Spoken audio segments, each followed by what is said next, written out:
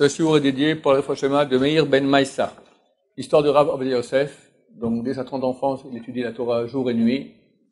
Et il fait un shidour avec une dame qui s'appelle Margalit. Ils se marient ensemble et il lui dit au shidour que il se prépare à devenir un des grands de la Torah. Elle doit être prête à cela, à l'aider beaucoup en Torah. Et c'est une vie, bien sûr, de sacrifice. Vie de Torah, d'accord? Pas de Torah, d'un grand de Torah. Et Baruch Hashem l'a accepté. Et elle s'occupait beaucoup très bien de son mari. Surtout, c'est un phénomène qu'il y a chez les grands de Torah, c'est qu'ils sont tellement pris par leur étude qu'ils oublient de manger.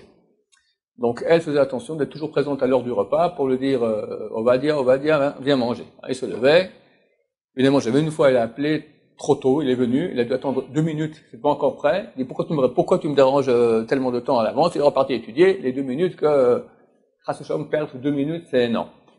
Et un jour, ses filles viennent voir leur mère, donc la femme du Rav, et lui dit viens, on va sortir ensemble. Et je peux pas, il y a le repas, je dois être là pour dire à papa de manger.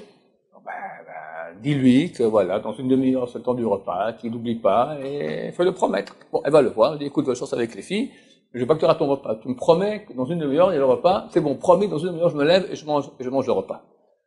Tov, une demi-heure plus tard, il se lève, il va manger, et hop, il continue à étudier. Elle revient des emplettes, elle va à la cuisine, elle ouvre la soupe pour poulette, ou quoi, elle voit, il a absolument rien mangé. Je comprends pas ce qui s'est passé. Elle va le voir, mais je comprends pas, t'as mangé? Ben oui, mais non, t'as pas mangé. Mais oui, je te garantis que j'ai mangé. Tout quoi, elle comprend. Elle a fait de l'amidon, d'accord? À l'époque, quand il mettait, pour le repassage, il met de l'amidon dans l'école, alors lui, sans faire attention, il a mangé de l'amidon, il a continué à étudier.